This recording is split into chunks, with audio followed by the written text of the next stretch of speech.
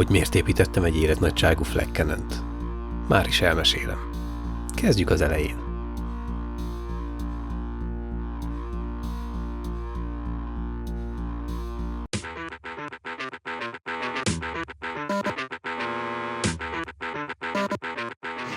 A 90-es évek első felében még nem létezett a First Person Shooter műfaji elnevezés.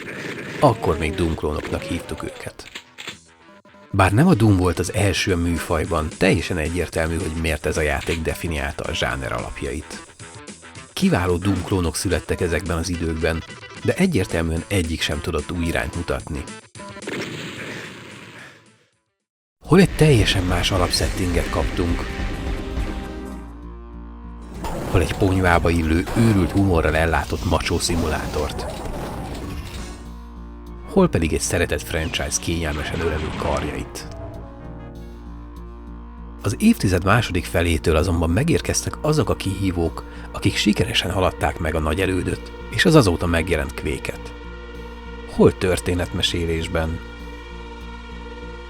hol a játékmenet alapjainak teljes megváltoztatásával, hol pedig a technológiai fölényt és kevésbé lineáris pályatervezést előtérbe helyezve nyújtottak új élményt, és mutatták meg, hogy bőven van élet az id Software tündöklése után is.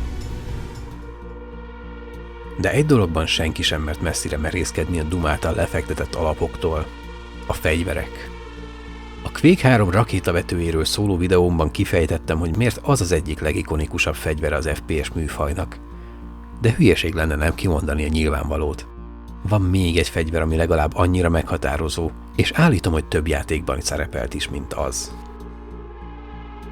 A koncepció egyszerű, lassú tűzgyorsaság, cserébe nagyobb területre ható repeszfelhővel lephetjük meg a ránk törő rossz fiúkat. Az Unreal fejlesztő Epic Games csapata sem hagyta ki a repertoárból, de ők megpróbáltak egy csavart rakni a megszokott formulába. Az első Unreal egy ízig-vérig sci-fi játék volt, és ehhez próbálták a fegyverválasztékot is igazítani a fejlesztők. A lehető legkevesebb klasszikus töltényt használó fegyvert rakták a repertoárba. A legtöbb fegyver valamilyen sugarat, energiát, szilánkot tudott kilőni. Ebbe a kreatív agymenésbe tökéletesen illett az a fegyver, ami egy méretes töltényből repesz szilánkokat vett ki magából széles szórásban, ami emiatt közelre tud halálos lenni.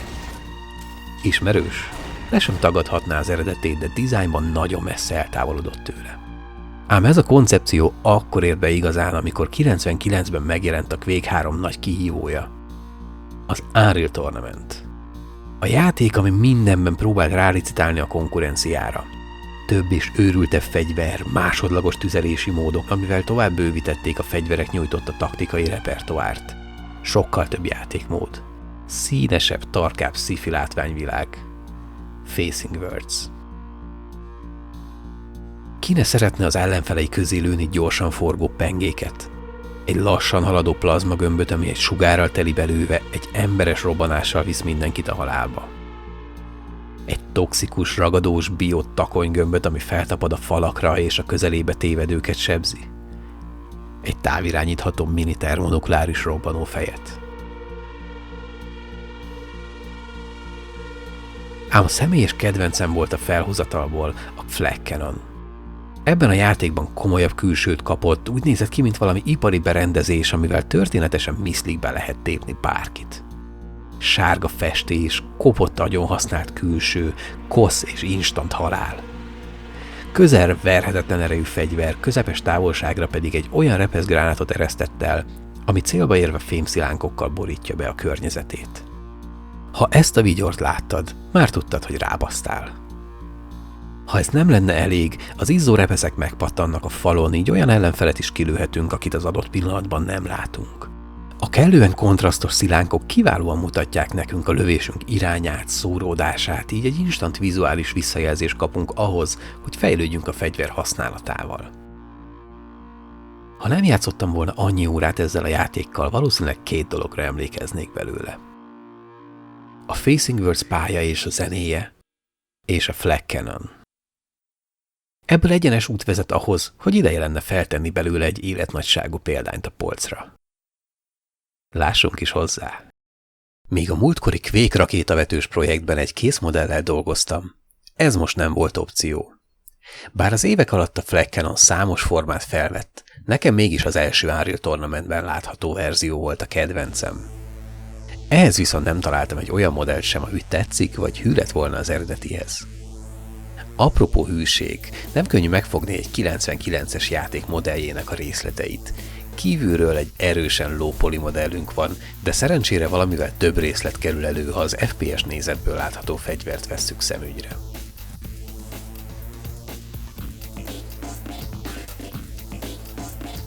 Ezeket kombinálva raktam össze a saját modellem. Megőrizve az eredeti forma nyers brutalitását, de egy-két apró részlettel kiegészítve, amitől egy kicsit valódibbnak érzem a fegyvert. A legnagyobb nehézség a méretarányok eltalálása volt. Többször belefutottam abba, hogy túl zömök vagy túl hosszú lett a modell. Ami ennél még problémásabb volt, az a méret kitalálása. A rakétavetőnél mindenképpen rövidebbre terveztem, de elsőre még így is sikerült egy óriási modellt nyomtatni. Aztán másodikra is. Több iterációval később végül csak meglett a végleges méret. Innen már csak az utómunka és a festés volt hátra.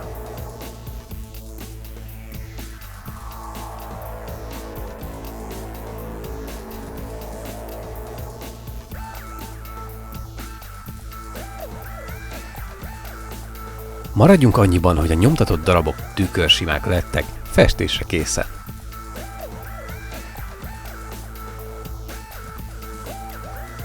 Találtam egy ragyogó sárga alapszínt, ami csak arra várt, hogy teljesen tönkre tegyem.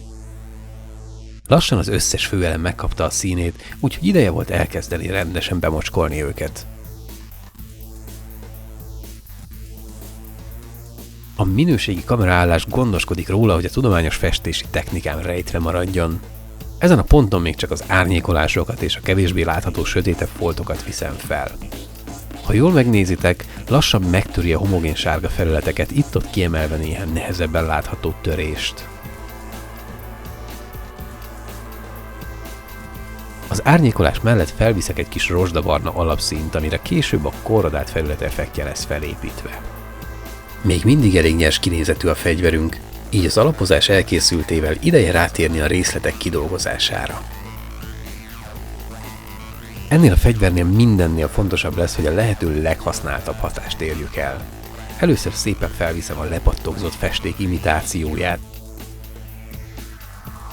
Ha kíváncsiak vagytok a további gamer tematikájú buildjeimre, vagy csak a jövőben elkészülő fegyverekre, iratkozzatok fel a csatornára, és kapcsoljátok be az értesítéseket.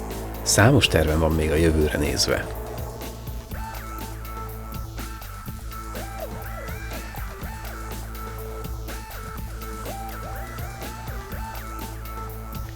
Ennek végeztével valószínűleg tudjátok, mi következik.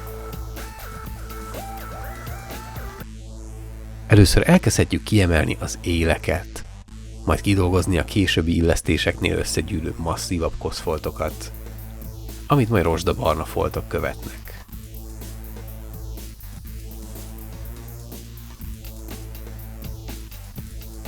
Ám de ez a fegyver nem lenne teljes az ikonikus gránát nélkül.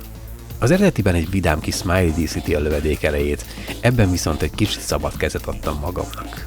Egy olyan fejet akartam rá, amitől felhúznám magam játék közben. A festés nagyjának végeztével rá kellett jönnöm, hogy elfelejtettem valamit. Megcsináltam a komplett 3D modellt, kivéve a kis lőszerindikátort. Egy gyors illesztés és nyomtatás után ideje volt rátérnem a végtelenül szofisztikált elektronika kialakítására. Azonban miután mindent összeforrasztottam és lepróbáltam, kiderült, hogy a ledes kijelzőm nem fér be a helyére. Precíziós módszereket bevetve gyorsan meg is oldottam a problémát.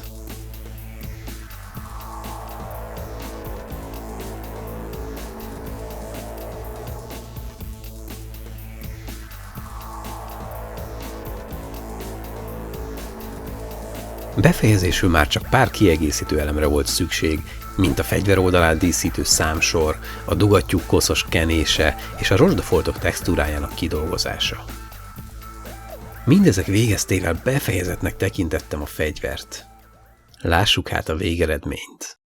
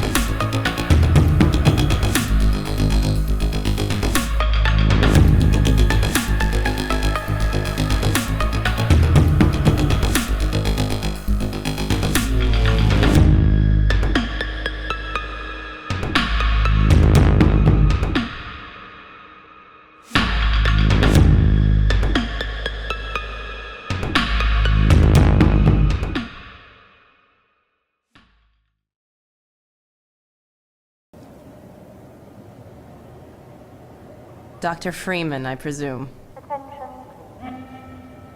We better hurry.